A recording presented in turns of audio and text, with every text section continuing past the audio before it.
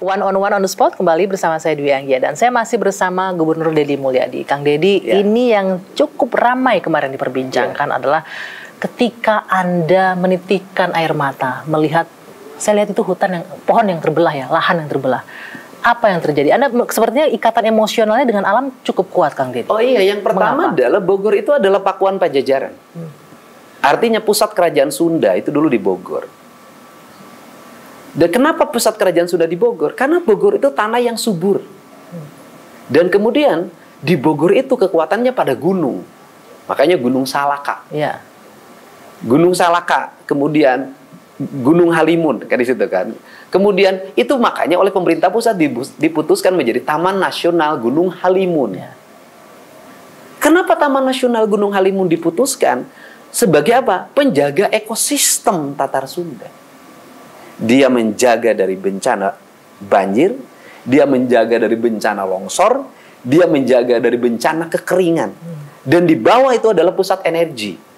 Maka lahirlah di situ kan ada pengelolaan energi geotermal, Indonesia Power. Nah, kemudian ada yang lebih hebat dari itu. Apa itu? Kandungan emas. Di situ. Ya Bogor kan ya, yang nambang emas banyak banget, Antam kan di situ.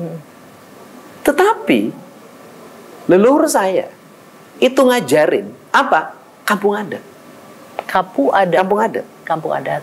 Orang-orang kampung adat itu adalah orang yang menjaga alam.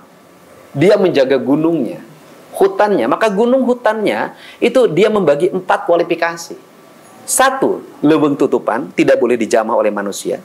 Yang kedua, leuweung titipan, ini juga tidak boleh dijamah. Yang ketiga, leuweung awisan, ini cadangan kalau manusia sudah kurang pangan. Yang keempat, leuweung garapan. Ini baru boleh digarap. Nah, kelompok adat itu hanya di sini, di leuweung garapan.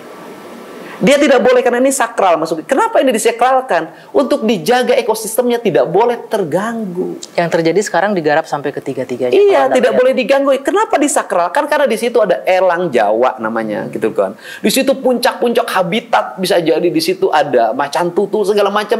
Kalau kamu naik ke atas, mereka terganggu. Burung yang lagi bertelur, kemudian ular yang lagi berganti kulit, atau lagi mengalami pertumbuhan, itu di puncak. Makanya lambangnya gunung. Gunungnya begini, itu puncak ketauhidan. Kalau dalam perspektif sudut pandang agama ya, artinya bahwa kita ini hidup sampai pada puncak. Kalau puncak itu kenapa tauhid? Kalau puncak itu satu, ahad. Kita bersenyawa dengan yang di puncak. Gitu loh, itu kalau pemahaman tauhid ya. Tapi kalau pemahaman alam ada, yang di puncak itu adalah sesuatu kesucian yang harus tidak boleh Anda ganggu. Ada mata air yang jernih. Kang, itu yang membuat Anda sedih kemarin. Nah iya, karena kami sakralkan. Kenapa kami sakralkan? Kok ini berpikirnya hanya duit? Nah kemudian, kan itu tidak mengganggu. Loh, kata siapa? Orang bising. Kemudian di sini ada flying fox, apa tuh namanya kan? Ya, kan ya. Kemudian si hutan di situ dibelah. Nggak boleh, itu sudah kaki taman nasional. Kalau di bawah kita masih hormati, kalau di leuweung garapan nggak ada problem. Tapi jangan masuk ke leuweung titipan. Tapi bahwa ada nilai ekonominya di situ, bagaimana menjelaskannya? Pertanyaan saya adalah nilai ekonomi apakah harus mengganggu nilai ekologi? Pertama pertanyaannya adalah kalau ekologi terganggu, apakah ekonomi akan tumbuh? Ya. Tidak. Malah justru akan merusak. Tetapi kalau ekologi dijaga, maka ekonomi akan tumbuh. Dan kita membangun hanya bukan diri kita. Ada masa depan yang harus dijaga. Anak cucu kita. Anda bayangin aja. Jangan ngomong Indonesia 2045. Kita ngomong Indonesia hari ini, Pak. Curah hujan itu belum tinggi 20-30 mm. Belum ekstrim. Harusnya belum banjir seperti belum banjir. Kita baru dikasih 20-30 mm. Sudah kerepotan. Bagaimana kalau suatu saat 5 tahun ke depan ada curah hujan 50 mm? Sanggupkah kita menahan? Kesombongan kita tentang ekonomi, kesombongan kita tentang fiskal yang dimiliki, mampukah kita merecovery? Tidak. Jadi ekologi tetap harus yang pertanyaannya utama, ya? adalah, misalnya dari satu KSO yang diberikan oleh perhutani, bukan perhutani, oleh VTPN untuk kegiatan pariwisata, dengan luas areal 23 hektar. Berapa pendapatan yang didapat oleh mereka, oleh penyelenggara kegiatan? Gitu, satu KSO. Kemudian berapa recovery yang hari ini harus dibayar oleh negara? Berapa kerugian setiap orang akibat banjir? Berapa biaya negara harus untuk pengerukan sungai, pelebaran sungai, pembebasan tanah? Oke, artinya tidak setimpal dengan harga yang jauh dibayarkan. panggang dari Oke, api. baik Kang. Itu kita bicara Jadi kalau soal ngomong nangis, saya nangis. Jadi bukan, ini urusan jiwa dan urusan tanggung jawab. Kenapa? Saya gubernur Jawa Barat. Artinya bahwa saya punya tanggung jawab terhadap seluruh ekologi yang ada di Jawa Barat. Memimpin, itu bukan hanya memimpin manusia. Memimpin itu memimpin yang bukan manusia. Bakteri kita pimpin, virus kita pimpin, mikroorganisme kita pimpin. Kenapa? Karena manusia tidak bisa berdiri sendiri. Ya, tanpa Manusia adanya memerlukan siklus. Kita baru diserang sama COVID aja udah kepayahan. Saya bisa merasakan emosinya Ya. Kang Deddy sekarang ini. Ya. Sebegitu pentingnya alam buat Kang Deddy ya. Keseimbangan ekologi itu penting Ya. untuk menopang hidup manusia, bukan sebaliknya ya. Iya. Bukan manusia mengeksploitasi Iya, ekologi. jadi manusia yang numpang di ekologi, Oke. bukan ekologi yang numpang di manusia. Ya. Seluruh ekologi alam ini mereka tetap hidup tanpa manusia. Ya. Tapi manusia nggak bisa butuh hidup tanpa ekologi. Kang, kita sudah bicara soal alam, soal banjir. Nah, sekarang yang juga yang kebijakan Anda yang baru ini juga cukup menarik perhatian, realokasi Oh, anggaran. realokasi. Saya melihat cita-cita Anda membangun 3.000 gedung sekolah kalau nggak salah, 3.333 ya. Iya. Dengan anggaran pendidikan 3.333 ruang kelas. ruang kelas baru.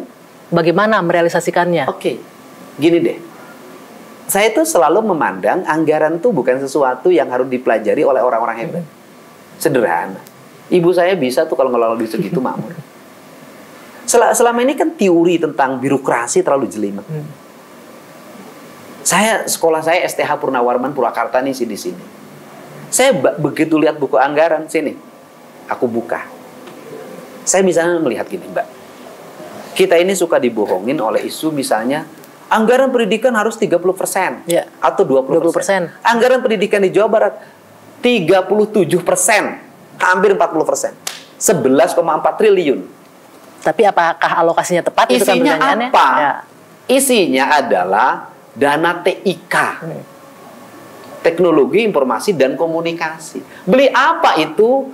Layar pembelajaran digital. Yang menurut Anda nggak penting itu sebenarnya ya. Begini deh, di Inggris aja orang masih pakai kapur. Manual, masih Di konvensional Indonesia ya. legeg-legegan pakai layar digital. Legek-legekan. Ya kan? Nggak penting ya Kan harusnya. lucu, Mbak. Itu dicek di kabupaten kota. Layar digital yang tahun yang lalu aja belum dipakai karena ruang kelasnya nggak ada. Jadi peralatannya canggih, tempat belajarnya nggak ada justru. Loh, saya bilang berarti yang penting apa? Ruang kelas. Karena apa kita harus nampung anak-anak Jawa Barat bisa sekolah sampai SMA. Makanya saya lihat berapa anggaran ruang kelas? 60 miliar. Tapi respon dari pihak sekolah dan penyelenggara sekolah gimana dengan ini? Senang di depan Senang. gubernurnya ya senang kali, di belakang enggak? Benar, Karena senang. mereka, Pak kami ini nggak butuh layar digital Pak. Karena itu anggaran dikelola oleh orang per orang yang tujuannya saya tahu. Apa tujuannya? Udahlah, Keuntungan nggak usah pribadi jelasin. gitu ya? Iyalah. Oke. Itu kan kalau anggaran itu untungnya gede. Bisa 30%.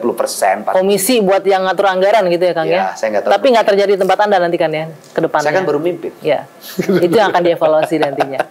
Nah, kemudian ini apa yang dibutuhkan? Saya bilang ruang kelas, Pak. Ya sudah.